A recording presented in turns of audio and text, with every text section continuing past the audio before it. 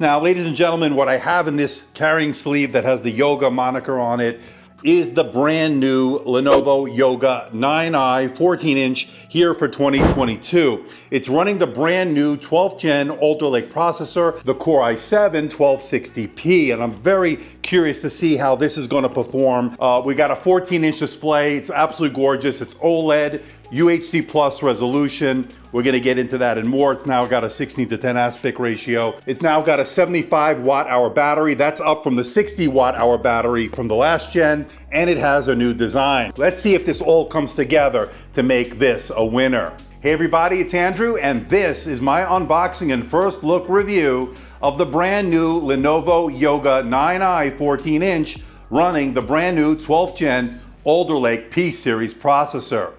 Coming up.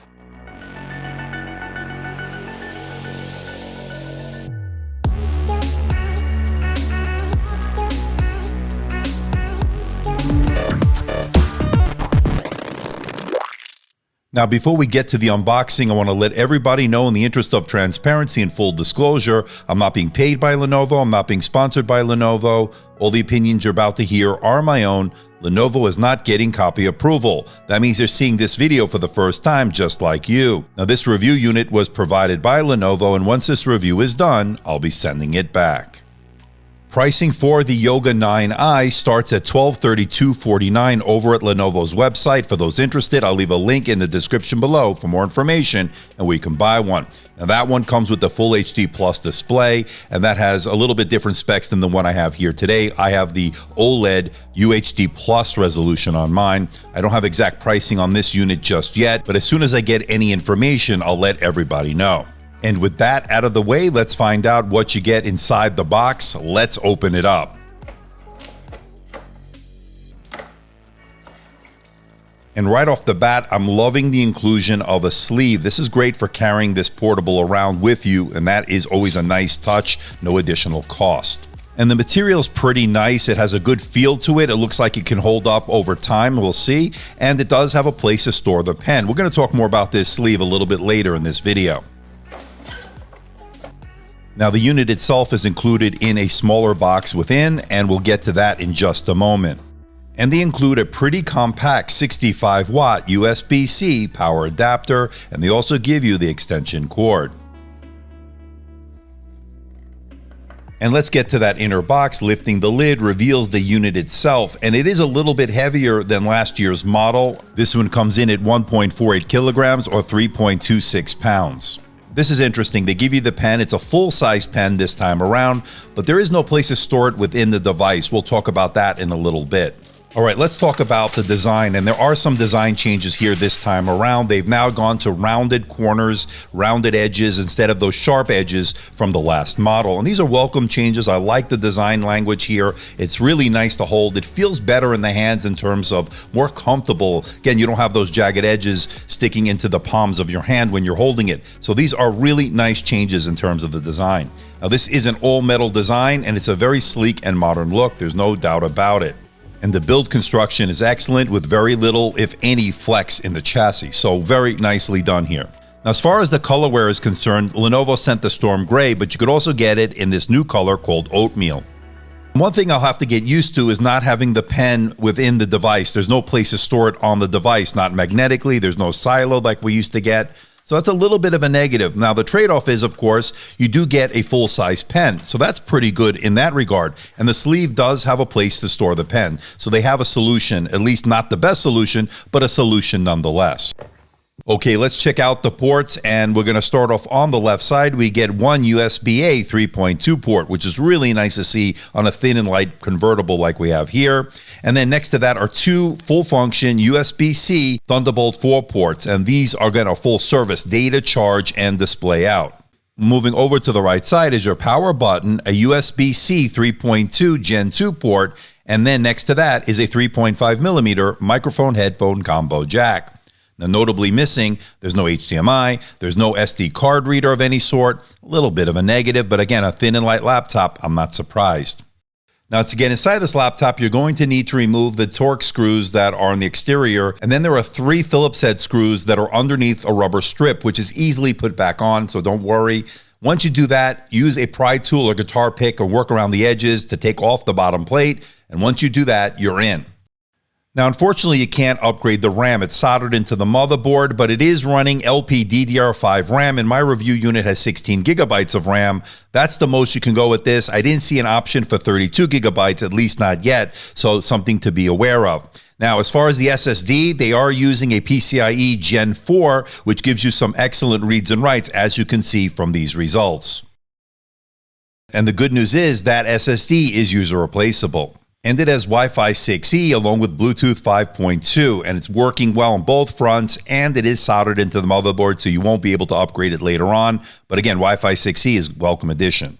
Now, while we're inside, you'll notice that it has a 75 watt-hour battery. That's up from the 60 watt-hour from the last gen. So a nice increase in terms of the battery capacity. We'll see how the battery life is, especially with this OLED display. Now, it is running 60 hertz, so it won't use as much as something with a higher refresh rate. We'll talk about that soon. But I'm expecting decent battery life. Once I do the testing, I will let everybody know and bring you the results in the full review. Now, it does have 2 fans for cooling, and so far it's remained pretty cool. I still have a lot more testing in terms of the thermals to see if there's thermal throttles and so forth. But as you can see, it doesn't get overly hot in terms of the surface temperatures. Again, I've just had this less than 24 hours. Give me time to test. And for those wondering, you could probably open it with one finger for the most part, but because this is a convertible, the way the hinges are designed, you're not going to get it that smoothly, but it does pretty much open with one finger. Now, there are some changes to the keyboard, and most notably, there is a dedicated row with some specialized buttons. You get the Smart Power button, which changes the different profiles in terms of the thermal profiles. Then you get the background blur, that's for the camera. We'll show that in a moment. And you get the Vibe Check, that changes the sound profile. And then you get the color mode, which changes the different color modes you can get with this display. And the keyboard itself is actually really good. I'm liking it a lot so far. It has those familiar smile-shaped keys. It has the good tactile feedback. Decent key travel, although it is a bit on the shallow side, not unexpected in a thin and light ultra portable. And this is what the keyboard sounds like when you're typing on it.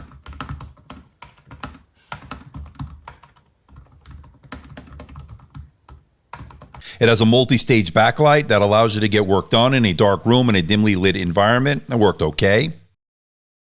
And it has a glass precision touchpad that I thought was nicely sized, and it was very responsive when it comes to scrolling, when it comes to gestures. No complaints so far.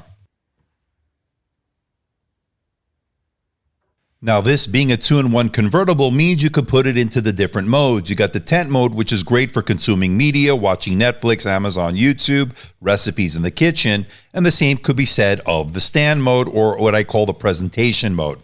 Then, of course, you could always put it into the tablet mode. This is great for use with the pen. But at over 3 pounds, it's a little bit heavy to hold in your hand. So after a period of time, you might want to put it on your table or desk. It'll be more comfortable. All right, let's talk display. And what we're looking at here is a 14-inch UHD plus resolution. That's 3840 by 2400. And yes, this is a move to a 16:10 aspect ratio.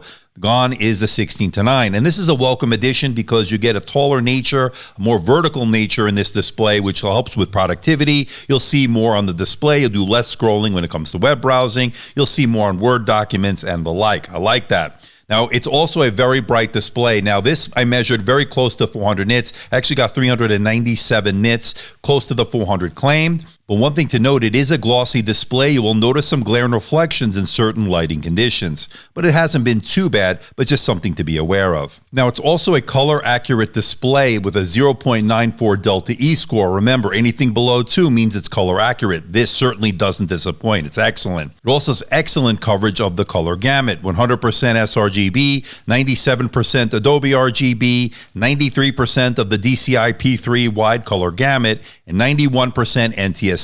Makes this an excellent choice if you are a content creator looking to do Lightroom, Photoshop, color grading, video editing, and the like. This is an excellent choice. And it also is a Dolby Vision display, so watching high dynamic range content on this has been great. Now, this being an OLED display means you get the really deep blacks, the super vibrant colors, the excellent contrast, and everything looks just so good on this. The colors just pop off the display.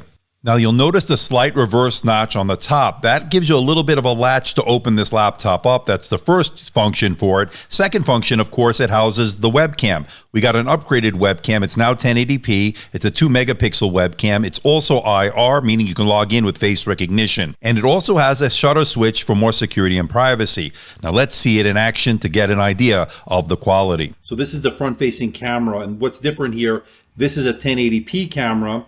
That's good news. So if you want to get better quality video and audio, we'll talk about that later on. But you also get some buttons on this, and there's one particular button that allows you to blur the background, as you see here. So that's pretty interesting.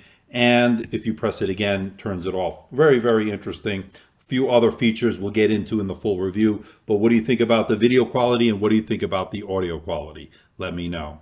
Now, this also has a fingerprint scanner located on that dedicated row we talked about earlier. Setup was easy and registered my finger each and every time I used it.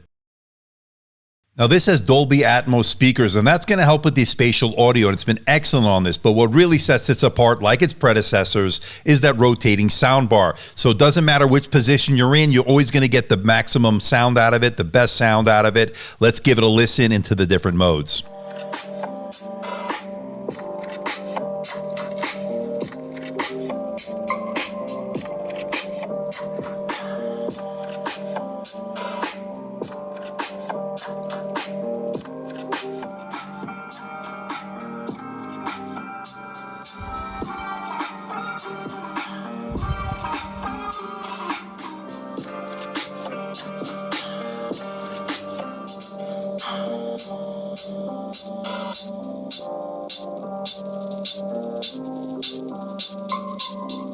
Now, this is my first look at the brand new Alder Lake processor, a 12th gen processor from Intel, the P series, which is brand new. This is the Intel Core i7-1260P, a 12-core, 16-thread, 28-watt CPU. And as you can see, where you're seeing the real benefit, the big increase over the prior generation is, of course, in multi-core performance. And judging by the 3D Mark, Time Spy, and Firestrike scores, the XE graphics are improved as well.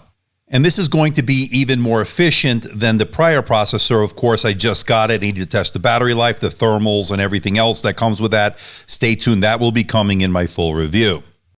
Now, this is pretty interesting. It has 12 cores, 16 threads. The performance cores are 4 cores, 8 threads, and the efficient cores are 8 cores with 8 threads for a total TDP of 28 watts. So very, very interesting stuff so far. And judging from this PC Mark 10, which is a good indicator of everyday use, Microsoft Office, email, web browsing, video conferencing, consuming media will all work well. And judging by the Firestrike score and the Time Spy score of 3D Mark, you're going to have improved gaming as well with the integrated XE graphics. I'll have more of that once I get testing underway.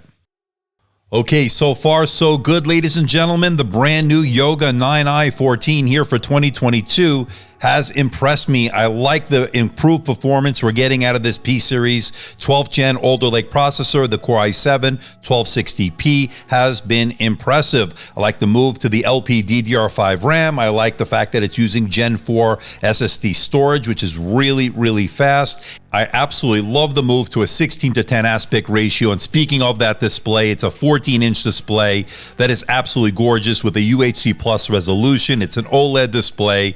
Everything just pops, the really deep blacks, everything you would expect with an OLED display is there. We have an improved camera as well. It's now a 2 megapixel 1080p full HD camera that has a few tricks up its sleeve. We'll talk more about that soon, but very welcome addition indeed. The negatives that I'm seeing so far, RAM and Wi-Fi are not use upgradable just like the last gen. The keyboard is a bit on the shallow side, but overall it's been pretty good. No SD card reader. There wasn't one last time either. Would have been nice to have one. But the biggest negative I take away is that there's no place to store the pen. The silo is gone, but they do give you that sleeve that does have a place to store the pen. So there is a solution at the end of the day. But there's a lot to like here, ladies and gentlemen. Very, very impressive, and I look forward to putting it through its paces for my full review. That will be coming very soon. So what do you think about this bad boy? And here it is in its sleeve, and I gotta say, super impressed with it. Now you do get the full-size pen, as we see here. That's a change over the last gen. The trade-off, of course, is there's nowhere to store it in the device itself like we used to, so you'll have to store it here on the side. It also charges via USB-C. That's another change. The other pen that would store in it, the smaller one, would charge in that silo as well. So a change in the direction as far as where to store and charge the pen. Now, as far as the design, as we talked about in the video, more rounded edges here, as we saw in the video, less harsh, less sharp edges, very nice design statement they're making with this. All metal design, great construction on this. You won't have to worry about any flex or bend in the chassis. It's a really rock solid build quality. And I like the fact that it comes in this beautiful storm gray finish, but there is a new color called oatmeal, as we showed in the video. Now it does have the sound bar, which obviously is a carryover from the previous generations. And the benefit, of course, is not only does it have the spatial audio with the Dolby Atmos in terms of the sound, but you also get great sound no matter which mode you're in, whether you're in a tent mode, presentation mode, tablet mode, or even, of course, laptop mode. You're going to get the benefit of a rotating sound bar.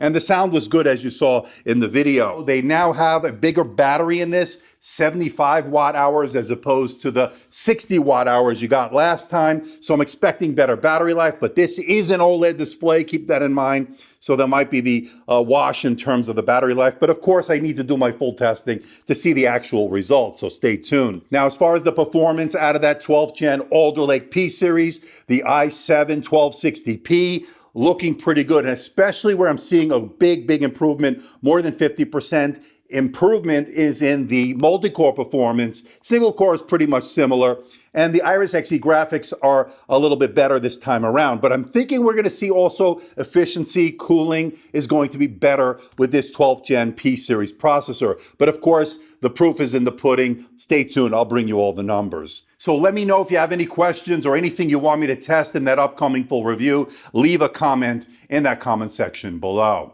So please hit the like button, please subscribe, please share this video. Don't forget to leave a comment in that comment section below. Let me know how I'm doing. Let me know if there's a device or something out there you think I should review.